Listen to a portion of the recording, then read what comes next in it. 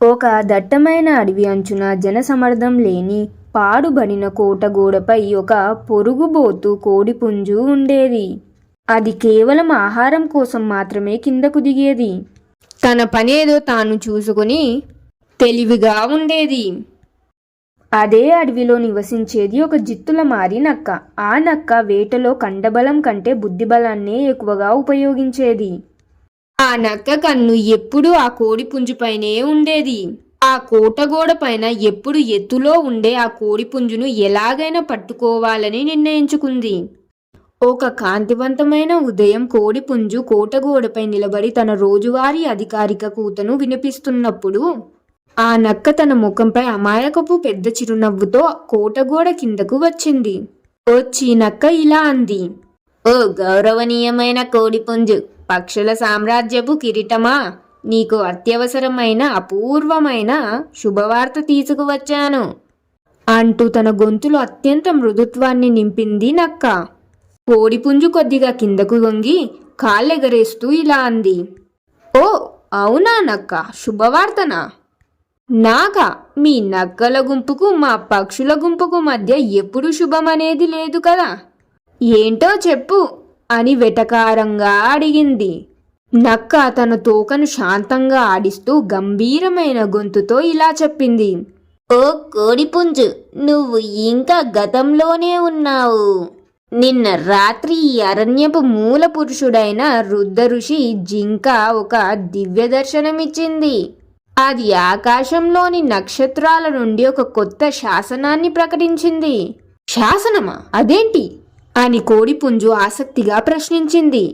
దైవకృపతో ఇక నుంచి అడవిలోని వేటగాళ్ళు అనగా నక్కలు, తోడేళ్లు, చిరుతపులులు మరియు వేట జంతువులు అంటే కోళ్ళు, కుందేళ్లు, జింకలు అందరూ కలిసిమెలిసి శాంతియుతంగా సోదర భావంతో జీవించాలని ఆజ్ఞాపించింది. దీనికి గుర్తుగా నక్కలు ఇక మీదట కోళ్లను వేటాడకూడదట. ఎవరైతే ఈ కొత్త ధర్మాన్ని ఉల్లంఘిస్తారో వారిని ఆ ఋషి జింక శపిస్తుందట, శిక్షిస్తుందట. కాబట్టి పుంజు తమ్ముడు, ఈ శుభగడియలో నువ్వు నాకంటే ఎక్కువగా భద్రంగా ఉన్నావు. నేను నీ సోదరిని. నా కోసం ఈ కోటగోడపై నుండి కిందకు దిగిరా. మనం కలిసి అడవిలో ఈ కొత్త శాంతి ఒప్పందాన్ని ఉత్సవంగా జరుపుకుందాం. నేను నీకు మృదువైన పండ్ల రసాన్ని, తాజా గింజలను ఇస్తాను. దిగిరా త్వరగా అని తన మోసాన్ని అత్యంత నేర్పుగా పూర్తి చేసింది నక్క. నక్క మాటలు విన్న తర్వాత కోడిపుంజు కొంతసేపు మౌనంగా ఉండిపోయింది. నక్క కళ్ళల్లో నిజాయితీ కనిపించకపోయినా ఈ దివ్యాజ్ఞ అనే మాట దాని మనసును ఆలోచింపజేసింది. కోడిపుంజు తన మనసులో ఇలా అనుకుంది. అమ్మో, ఈ మోసపూరిత నక్క యొక్క మాటలు వినకూడదు. ఈ మాటలలో ఏదో తెలియని కుట్ర దాగి ఉంది.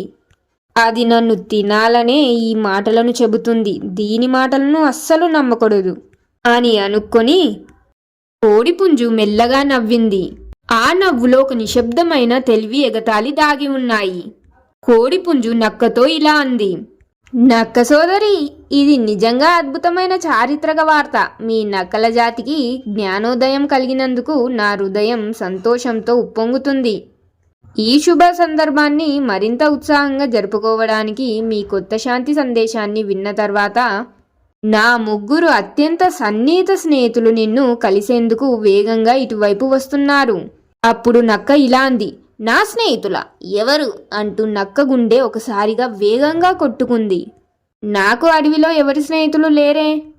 ఎక్కడ ఎవరబ్బా అంటూ నక్క కోడిపుంజు చూపించిన దిక్కుగా పరికించి చూసింది. దూరంగా పొగమంచులోంచి వేగంగా పరిగెత్తుకుంటూ చెట్ల పొదల నుంచి ఆగ్రహంగా బయటపడుతున్న వేటకుక్కల మంద కనిపించింది. అవి అడవికి ఆనుకుని ఉన్న గ్రామం నుండి తప్పించుకుని వచ్చిన కుక్కలు.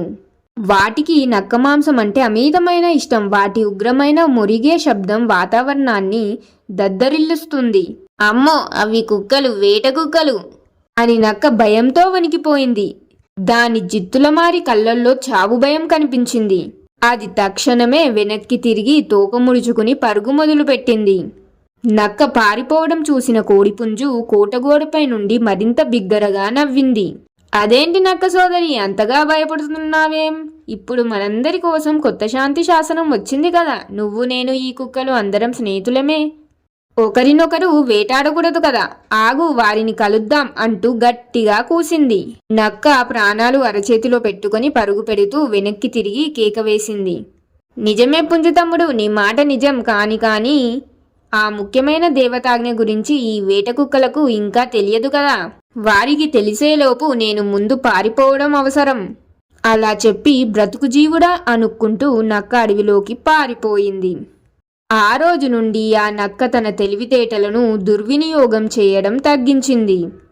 ఇక కోడిపుంజు తన యొక్క తెలివితోటి నక్క అబద్ధమాడుతుందని త్వరగా తెలుసుకొని తన ప్రాణాలను రక్షించుకోగలిగింది.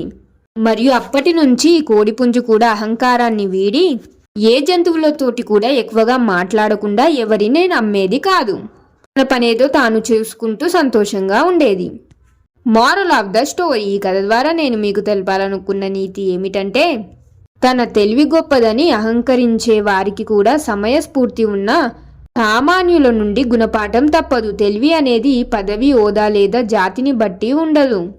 మోసపూరిత మాటలతో ఇతరులను బోల్తా కొట్టించాలనుకుంటే ఆ మోసమే వాళ్ళని చివరకు ముంచుతుంది.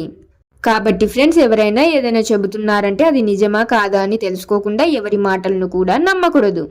మరి మీరేమంటారు ఫ్రెండ్స్? ఈ కథ ఎలా అనిపించింది, నచ్చిందా, మీ అభిప్రాయం ఏమిటి అనేది కామెంట్స్లో తెలియజేయండి. కథ నచ్చితే లైక్ చేయండి, మీ ఫ్యామిలీ అండ్ ఫ్రెండ్స్ తోటి కూడా షేర్ చేయండి. ఇంకెన్నో మంచి కథల కోసం ఇప్పుడే మన ఛానల్ని సబ్స్క్రైబ్ చేయండి. ఒక మంచి కథతో మళ్ళీ కలుద్దాం. ధన్యవాదాలు.